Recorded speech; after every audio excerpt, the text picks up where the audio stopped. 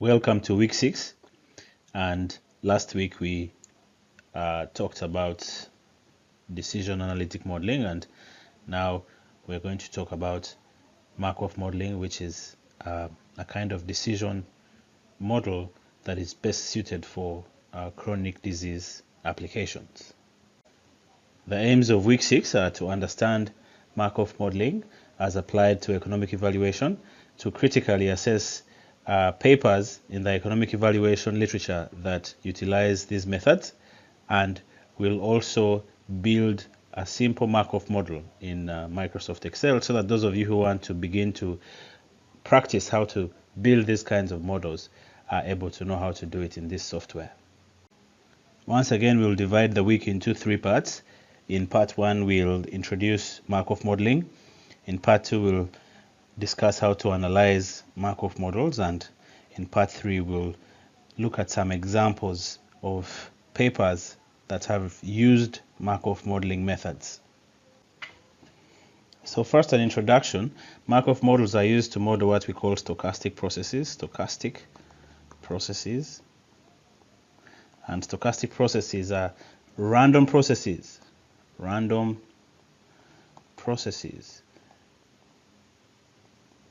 that occur over time. And they are, in very general terms, 3 main situations in which Markov models are important, and that's for modeling problems that involve continuous risk over time. The second one is when events happen multiple times. So events happen multiple times. And the other one is when the timing of event timing is important. When the timing of event is important. Event timing is important. And in the healthcare arena, these three things usually happen when you have a chronic disease. And that's why Markov modeling is best suited in healthcare for modeling chronic diseases.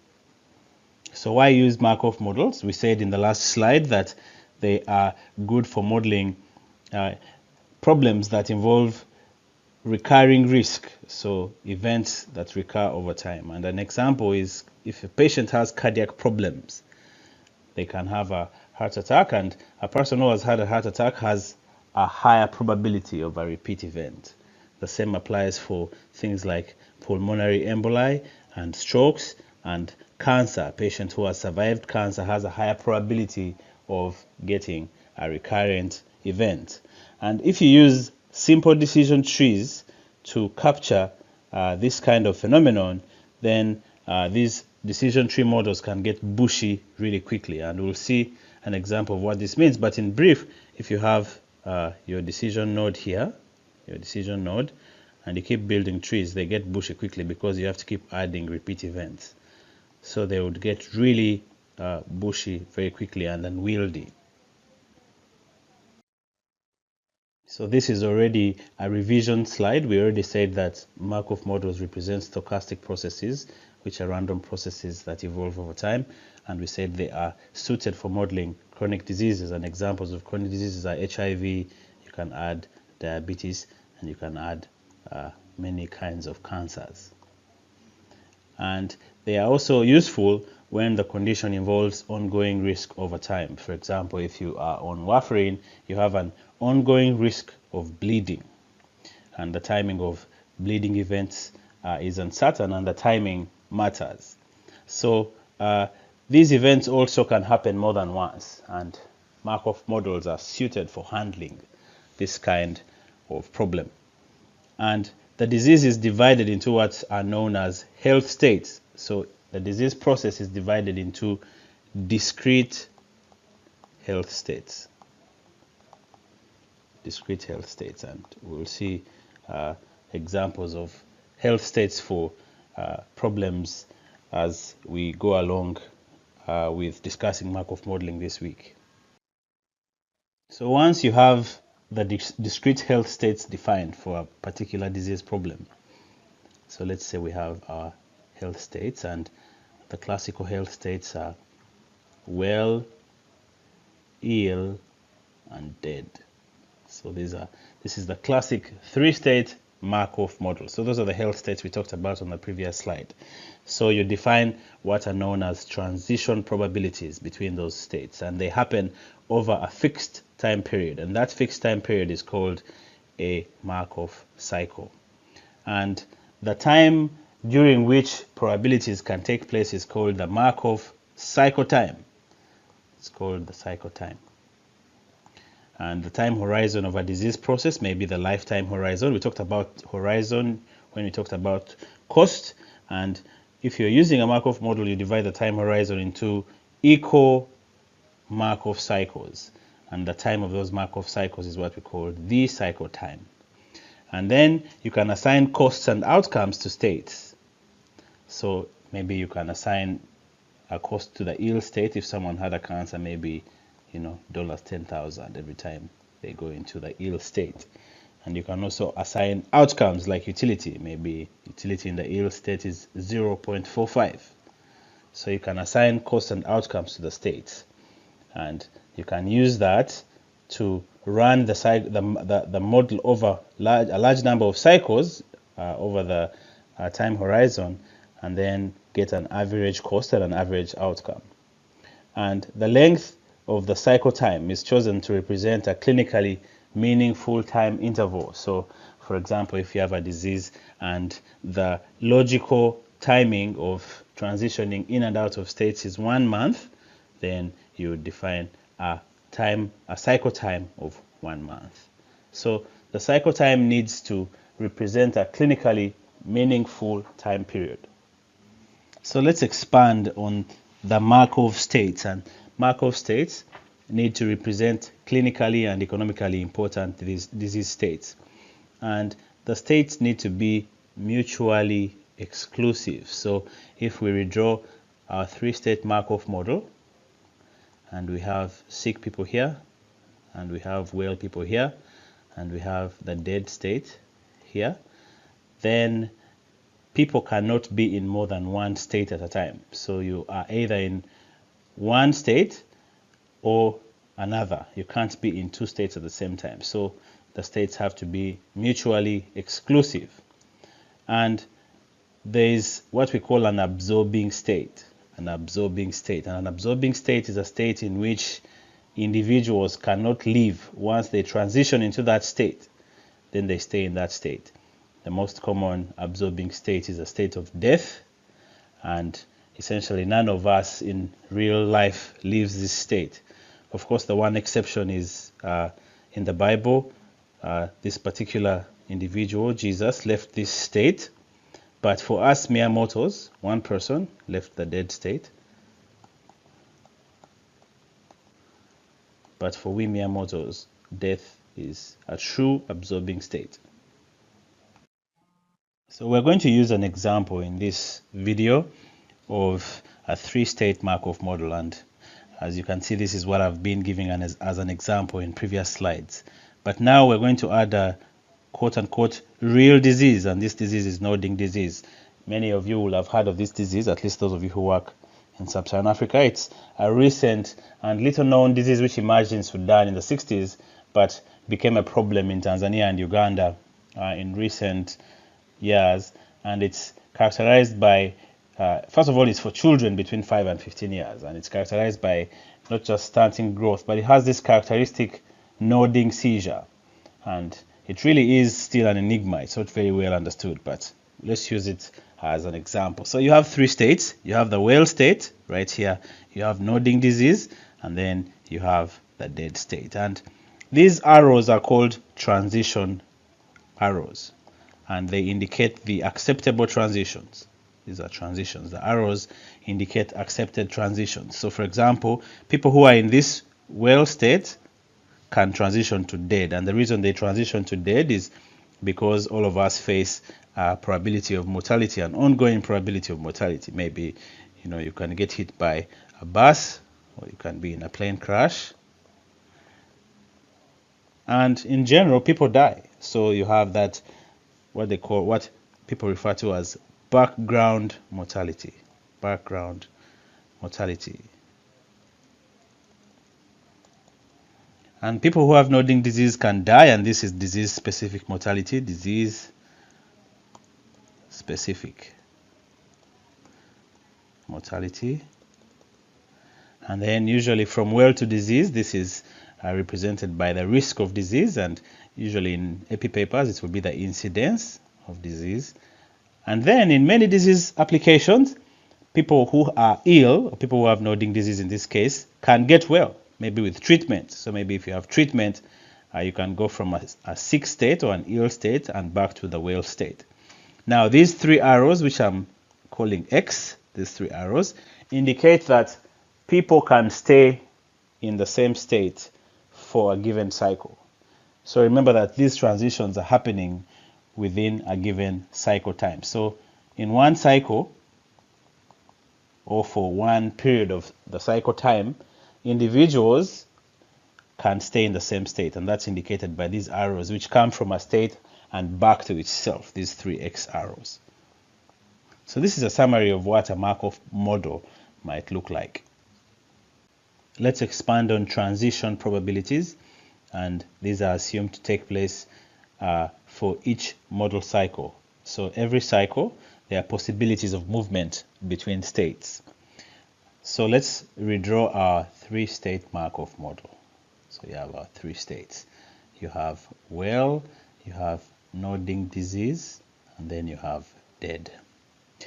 So if you have a model with n health states, in this case 3, it can be represented by a transition matrix, an n by n transition matrix. So in this case it would be 3 by 3 transition matrix. So if we draw our transition matrix in this corner, we have well, nodding disease, and dead. And we have well down here, nodding disease, and dead. So you can see that there are 9 possibilities, 9 possible transitions. Those dots are the possible transitions. And in our example, we said that patients who are well can get nodding disease. Not patients. Children who are well can get nodding disease. Children who have nodding disease can get better. And then you have background mortality here, and then you have disease-specific mortality here. So those are the possibilities. So from well to well here, this is a 1 minus probability, and it's 1 minus the probability of well to nodding disease and well to dead. So we call it 1 minus. And then from well to nodding disease is the incidence of disease, so it's a true probability. And from well to dead is background mortality, so this is a death, but this is background. Let's call it B. And then from nodding disease to well is essentially getting better, so it's possible as well. Nodding disease is people who stay, so it's a 1 minus. And then nodding disease to dead is death, but this time it's disease specific, so let's call it D. And then for dead to well, it doesn't happen because dead is an absorbing state. No one resurrects. And from dead to nodding disease, it also doesn't happen. And from dead to dead is everyone who enters stays. So it keeps accruing and increasing because it's the absorbing state. So everyone who enters the dead state stays in the dead state. So as you can see, you actually only need a few probabilities, and those are the ones that I have put in these two ticks, these two, as well as the mortalities. So if you have those 4 numbers, you can actually fill in the matrix. And that's what it means by saying that you can set some of them to 0, and the other probabilities, the other transition probabilities, can be complements. To reinforce what we just said in the last slide, we have a 3 states Markov model for nodding disease, and we have the matrix right here. And as we said, for well to well, so well to well, it's 1 minus the probability of well to nodding disease minus the probability of well to dead. And you can see the rest of the probabilities. And as we said in the previous slide, all you need to know is the probability of going from well to nodding disease right here, the mortalities, these two, and the other one that you need to know is the probability of cure right here, nodding disease back to well. So this one, these two here with X on them are complements. These two are set at 0, and this one is everyone who is in the dead state stays in the dead state. The main limitation of Markov modeling is called the Markovian assumption, and what that means is that transitions are memoryless. Essentially, the probability of moving out of a state is not dependent on the states that an individual has inhabited before. So that memoryless feature doesn't fit well with disease applications, because a state of health today is usually dependent on your state of health previously. And there are some modeling fixes to this limitation. You can have what are called temporary states, and these are transitions, states in which transitions to other states occur, but people don't stay in the states. So you only spend a single cycle in that state. And if you have a sequence of those states, they are called tunnel states. If you have multiple temporary states in which patients go in a sequence, they are called tunnel states. And you can use these to apply utilities or cost adjustments, or even apply temporary and different transition probabilities. The other modeling fix to this limitation is called the use of time-dependent transition probabilities. And a very good example is mortality. So you know how we had the state of well going into the state of dead, and you had nodding disease here, and you had those two arrows. Death is not a uniform transition probability. The probability of death changes over time. So the probability of death within a year for a child who is 5 years, and for a teenager who is 15, and for a 80-year-old individual is different. So the probability of mortality is time dependent. So that's the other modeling fix. You can model time dependent transition probabilities to relax this Markovian assumption. So here's an example of tunnel states, and tunnel states are temporary states that have to be visited in a fixed sequence. So you have a well state, and we have nodding disease, but now we've divided nodding disease into 3 different nodding disease states. And the reason for doing this might be that one nodding disease state doesn't capture the costs and the outcomes appropriately, and there might be distinct nodding disease stages, and an example is maybe HIV clinical stages. So instead of saying well, HIV, and dead, you might say well, then say stage 1, or actually maybe not even stage 1, say stage 2, stage 3, and stage 4, and then dead instead of just HIV. So create 3 tunnel states. So in this example, we've said we have a tunnel state called nodding disease 1 and nodding disease 2. So nodding disease 1 and nodding disease 2 are tunnel states. And the key feature is that they have to be visited in a fixed sequence. So you'll notice that they don't have these arrows. These ones don't happen. Let's make a distinction between Markov chains and Markov processes. And a Markov chain is a model in which the transition probabilities are assumed to be constant over time. And this makes them analytically simple. All you need to do is use matrix algebra, using the matrix we described before, matrix algebra, and raise the transition matrix to the power of the appropriate cycle. The problem is that, as we said in the previous slide, transitions are usually not fixed over time. An example is all-cause mortality, like we showed, and in fact all-cause mortality behaves like an exponential function.